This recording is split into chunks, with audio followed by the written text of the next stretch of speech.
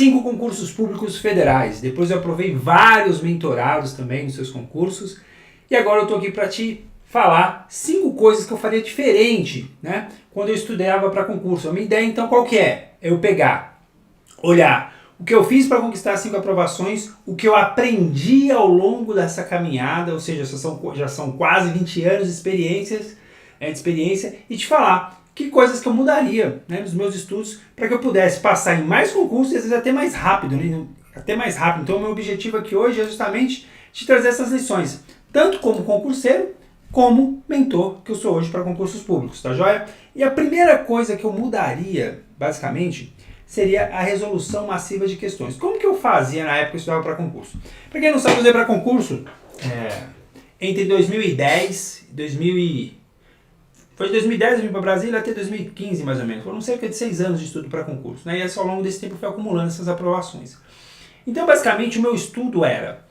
Saiu o edital, eu fazia um estudo, montava ali um ciclo básico, fazia um estudo teórico, certo? E avançando nas disciplinas e no teórico, depois resolvia algumas questões de aplicação ali ao final. Então, basicamente, o meu estudo era teoria, né? Vamos colocar assim, teoria aqui, e as questões e revisões esporádicas, né? Assim, do meio para o final eu passei a revisar de uma maneira mais sistemática, mas de um modo...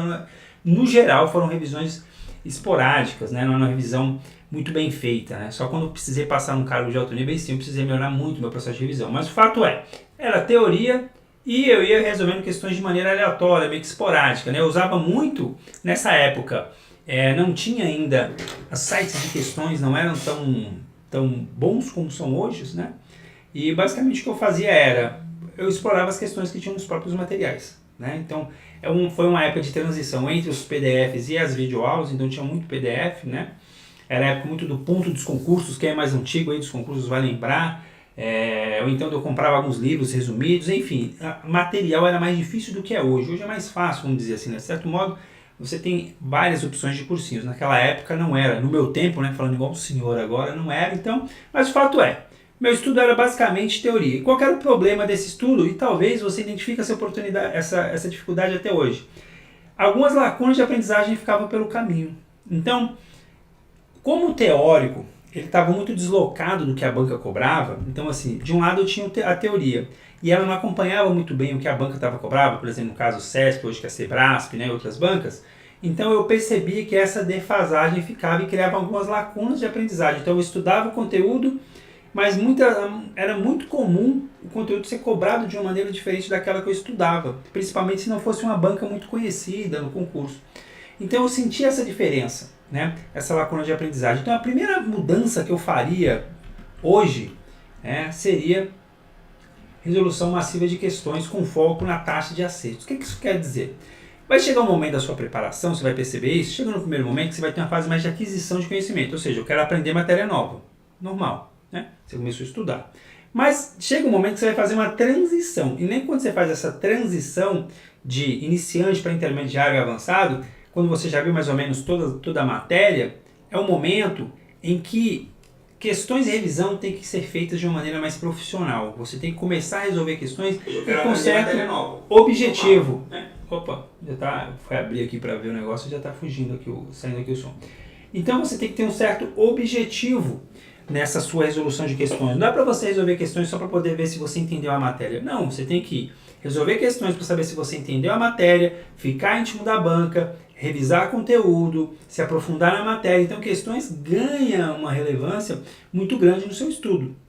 Então, para isso, você tem que ter uma estratégia por trás. Não é só para você ficar aleatoriamente resolvendo questões. Então, dessa forma, as questões elas passam a ser o centro do estudo, né? Ou seja, eu parto das questões. Esse é o formato que eu trabalho muito no Revolucionários hoje, né? Teve até um caso interessante, assim, eu tenho alguns mentorados com foco na magistratura e quando ela chegou, era um caso muito parecido com o meu. Ela já tinha visto praticamente toda a teoria, já tinha estudado muito, e olha que magistratura é um concurso que cobra muita matéria. E aí a dificuldade dela era justamente o que fazer agora, qual era o próximo passo. E aí que a gente entrou com essa estratégia, que basicamente é questões, focado em questões, porque com as questões eu consigo identificar quais são as lacunas de aprendizado, Ou seja, eu monto bateria de questões com base na incidência da banca, certo? Eu vejo o que é mais cobrado pela banca, monto as baterias de questões, a gente vai resolvendo. E ali eu vou identificando pontos favoráveis, pontos que você é forte, pontos que você é ruim. E com isso a gente tem condições de ficar ainda melhor naquilo que já é bom e melhorar naquilo que não é tão bom assim, né? Então, as questões que vão guiando a teoria e a revisão, né?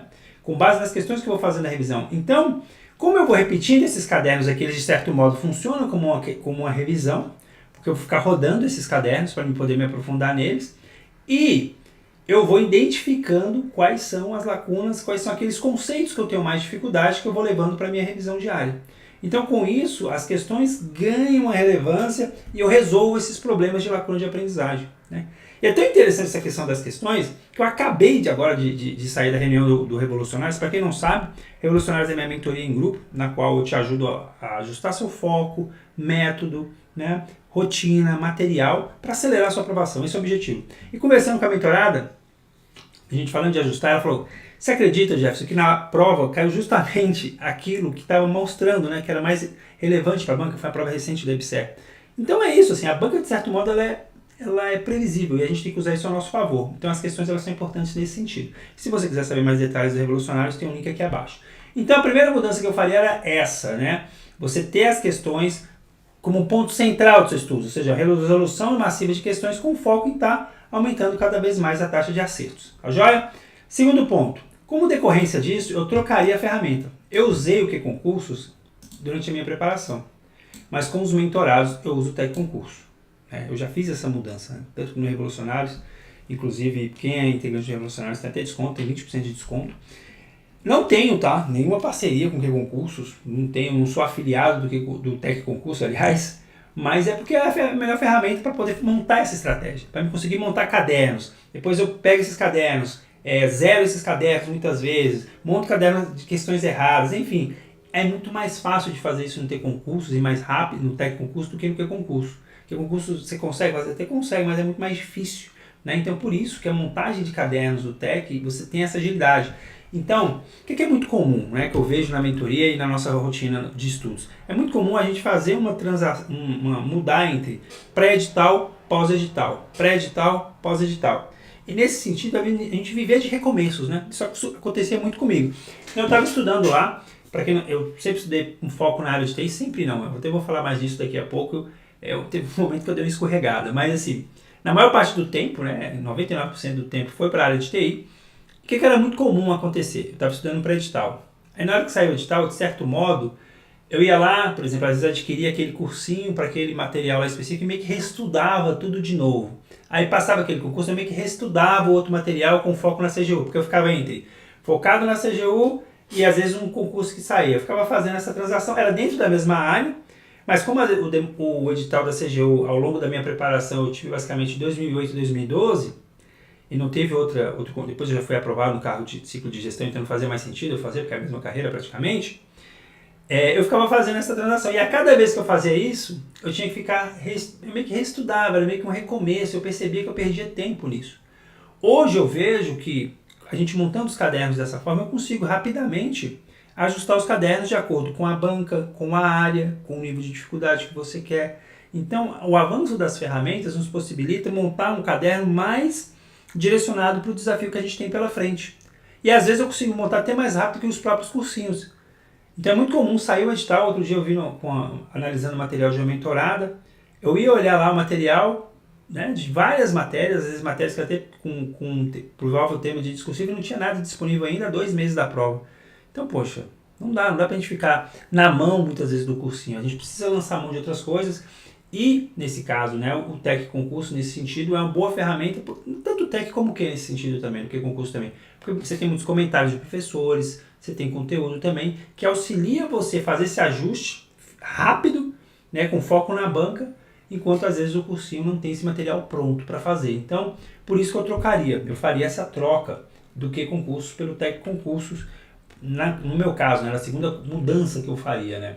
Com isso eu conseguiria ficar evitando esses recomeços, né? Eu ganharia mais agilidade no meu estudo.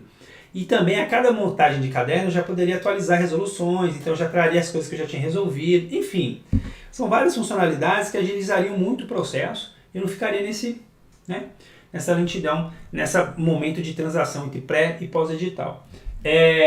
Uma outra mudança que eu faria, eu não trabalhei com resumos. Tá? O que eu fiz, na verdade? Na verdade, assim, o problema não é o resumo em si, o problema era como eu usava o resumo, tá?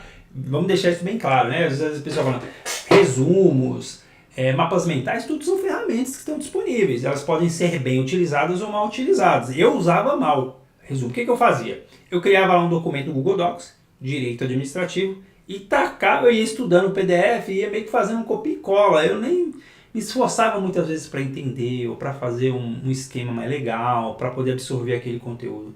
Então, com isso, o meu resumo, ele virava meio que um recorte de vários pontos da matéria. E para piorar, eu não revisava isso. Ele ia virando aquele montão lá, o resumão, legal por um lado, porque eu tinha lá, eu tenho até hoje, administrativo, constitucional, português, mas assim, é só recorte. O problema é que eu não revisava isso. Entendeu? E ia ficando lá no fundo da gaveta, vamos dizer assim. Era digital, mas ficava lá no fundo da gaveta. Era legal, às vezes, quando eu buscar alguma coisa, era até rápido. Mas eu não usava todo o potencial.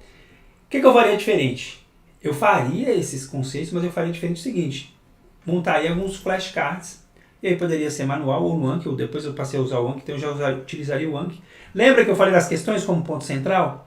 Pô, fiz uma questão. Encontrei um conceito que eu tenho dificuldade? Já leva esse conceito para o Anki. Entende? Essa seria a estratégia base, né? Estratégia fundamental, que você pode até fazer na sua... É o que eu faço muito na mentoria, que você pode fazer também na sua rotina de estudos. Porque aí, no Anki, eu martelo aquilo, né? Com a revisão diária. Então, basicamente era essa mudança que eu fazia. Porque aí eu pegaria, voltando aqui, né? Eu levava aqui e nas revisões diárias eu martelava aquele conceito. E aí eu tenho essas duas estruturas de repetição aqui se conversando, de modo que eu vou me aprofundando cada vez mais no conteúdo, entende? Então, por isso que eu mudaria o formato. E também só faria conteúdo daquilo que realmente eu tive em dificuldade. Então, do ponto de vista prático, estou resolvendo questões, estou entendendo o assunto, eu não vou montar cartão daquilo que eu já sei. Eu montaria daquilo que eu não sei, né? Então, funcionaria muito bem. Tá joia? Eu montaria dessa forma. E no caso de assuntos novos, que eu estou partindo do zero, se for só memorização, eu posso partir direto para o flashcard. Se não for memorização, se for um conceito, aí eu posso resolver questões primeiro para ver o que eu tenho mais dificuldade de memorizar, de entender, e aí eu só levo aquilo que eu tenho dificuldade. Eu vejo que muita gente tem dificuldade, às vezes, com o Anki ou com outras ferramentas, que quer levar tudo de uma vez. Aí, aí às vezes o Anki vira um monstro, por dois motivos. Ou você coloca muita coisa, ou às vezes, ou você também não revisa periodicamente. Se você coloca muita coisa e não revisa periodicamente, pronto, já era. Você não vai conseguir utilizar o Anki. Então por isso que a revisão diária e você ter esse processo de síntese, esse processo de tradução para poder preenchê-lo é fundamental. Então essa seria a terceira mudança que eu faria nesse formato de estudos. Eu faria diferente basicamente isso, né? Então eu utilizaria esse ao invés de fazer resumos grandes, eu fazia pequenos cartões, porque aí também me forçaria. Eu até falo, né, de uma live que eu falo aqui, né? Eu pegaria um pedacinho de papel ali, só para me forçar a fazer uma síntese daquele conceito que eu preciso levar, que eu preciso memorizar, enfim. Quarto ponto, não mudaria de foco jamais. Agora, né, vamos assumir os nossos próprios erros, né? Eu falo muito aqui, quando eu falo lá gente, edifício da aprovação, que você tem que estar direcionado, né? E aí, o que eu fiz em dado momento? O que aconteceu? Não tinha concurso para minha área. Pouco concurso para minha área, e saiu um concurso para técnico do TCU. E aí nessa época eu já estava estudando para CGU, então eu estudava muita matéria, assim, tipo direito administrativo, constitucional, AFO, administração pública. Já tinha, assim, eu já estava acostumado a estudar muita matéria e com um nível razoável de dificuldade. Então eu falei, por que não? Por que eu não vou tentar esse concurso? Né? Vamos lá, vamos tentar. Então seria mais ou menos assim, eu estou tentando nível superior para a área específica e estou indo para a área geral. Né? Nesse caso seria nível médio, né? Nível técnico, estou indo para a área geral. Beleza, fiz a prova, né? Só que o que eu observei depois? O nível dos candidatos para esse concurso era diferente dos níveis dos candidatos que eu fazia para a área de TI, por exemplo. Então, por exemplo, não era exatamente assim, mas é só para a gente ter uma aproximação. Enquanto lá a galera gabaritava constitucional, administrativo, português, na área de TI não. Muitas vezes a galera não gabaritava tudo. Acertava muitas questões? Acertava, mas não gabaritava. Então, eu senti essa diferença. Então, o que você precisa entender? Quando você está escolhendo uma área, você tem mais margem de manobra. Pô, eu estou começando a estudar agora e tenho que escolher uma área. Eu até sugeri, começa com as 3 matérias mais básicas ali, né? E depois você pode meio que escolhendo. Então, quando você está começando, você tem esse tempo. Agora, a partir do momento que você definiu um caminho, que você começou, sabe? É igual você pegar, entrar no navio e tá indo com esse navio lá para Lisboa. Mas você está fazendo essa viagem, você já definiu esse caminho. Aí vamos supor que no meio do caminho você fala assim, não, agora eu vou para Buenos Aires. Você está subindo e você tem que pegar um transatlântico e opa, voltar. É igual quando você, sei lá, você está estudando já para uma área, sei lá, vamos pegar a área fiscal, no meio do caminho você quer mudar para outra área, que muitas vezes não tem nada a ver. Sei lá, vou fazer concurso para diplomata agora, estou pegando só 2 áreas que não tem muita relação. E aí você, são difíceis, né? São 2 concursos muito difíceis, com muitas matérias. Então você tem que pegar essa matéria e manobrar isso. Então, de certo modo, é como se fosse um recomeço. Então tenha muito cuidado, principalmente para quem já estuda. Eu sei que às vezes bate essa vontade, você está ali estudando para uma determinada área e você olha para o lado, sai um monte de concurso para aquela área, com um monte de vagas, e você fala, não vai sair. Então, tenha cuidado, tá? Muito cuidado. Tem outras lives que podem ajudar, tem uma que eu falo sobre como escolher o concurso certo para você, que eu acredito que pode te ajudar também nesse momento, para você tomar uma decisão. Então, é muito importante fazer esse caminho, tá bom? Será que travou ali? Então, esse seria o 4º ponto, não mudaria jamais. Vamos partir daqui agora. Voltou. Voltou aqui. Então, agora, então não mudaria jamais. Depois, último ponto. Pegaria mais pesado comigo mesmo, né? Eu era constante, mas era acomodado, né? Não me desafiava tanto como deveria. O que acontece? Quando a gente começa nos estudos, é muito comum, às vezes, a gente ter oportunidade, a gente tem tempo, a gente tem material na mão, mas a gente não consegue estudar tanto quanto gostaria. Isso é muito comum de acontecer, né? Às vezes a pessoa tem um dia inteiro para estudar, mas estuda muito pouco e às vezes de forma inconstante. O que eu estou querendo dizer com isso? É normal que exista um processo no qual você comece com pouca musculatura cognitiva, vamos dizer assim. Então, nesse sentido, você vai estudar pouco, você vai ser um pouco inconstante, você vai ter dificuldade para se concentrar. Por quê? Você está se acostumando. Entendeu? É igual o primeiro dia na academia que você vai pegar peso lá. É uma merda, né? Tá lá, um monte de gente suada, aquele movimento. Com o tempo, você vai se acostumando com o processo, vai aprendendo, as coisas começam a ficar melhores e você começa a ter, de certo modo, tomar gosto. Mas isso é uma coisa que vai vindo com uma repetição ao longo do tempo. Então, o que eu faria? Eu faria um processo para me conseguir avançar mais rápido nesse sentido, né? Porque o que você vai perceber ao longo da vida, e aí eu já tenho 40 anos, já tenho um pouco mais de propriedade para falar nisso. A tendência é que ao longo da nossa vida as coisas fiquem cada vez mais difíceis, tá? Estava falando isso agora também porque hoje é ano dos revolucionários, né? Então eu estava falando isso com outro mentorado. Falei o seguinte, cara, ele mora sozinho, eu brinquei com ele, falei, cara, tu mora sozinho, não tem nenhum cachorro para cuidar. Então você tem, o melhor momento da sua vida para estudar é agora. Entendeu? Você tem tempo disponível, você ainda é solteiro, você ainda não tem filhos, você ainda não tem uma série de responsabilidades que vão vir ao longo do tempo.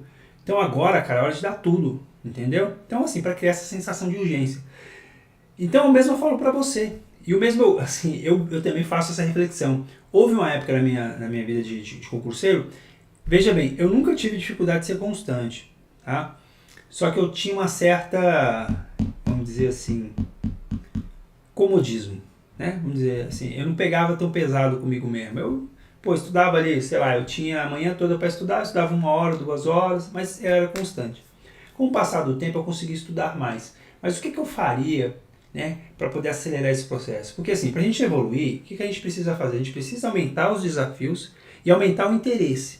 Então, do ponto de vista prático, você tem que aumentar ou a quantidade de horas que você vai estudar, né, ou a intensidade desse estudo. Às vezes você não estuda com a carga horária alta, mas você aumenta a intensidade, né, você está mais interessado, você se esforça mais para se concentrar, para aprender, melhora o seu processo de revisão, né, resolve questões de uma maneira estratégica. Então, você vai melhorando, né, você vai colocando desafios cada vez maiores e melhorando cada vez mais ao longo desse processo. E uma estratégia que você pode usar, que eu usei ao longo da minha vida para poder aumentar essa força de vontade, para você conseguir superar esses obstáculos que vão surgindo e ter mais gana, não é mais, seria de certo modo mais gana mesmo, assim, né?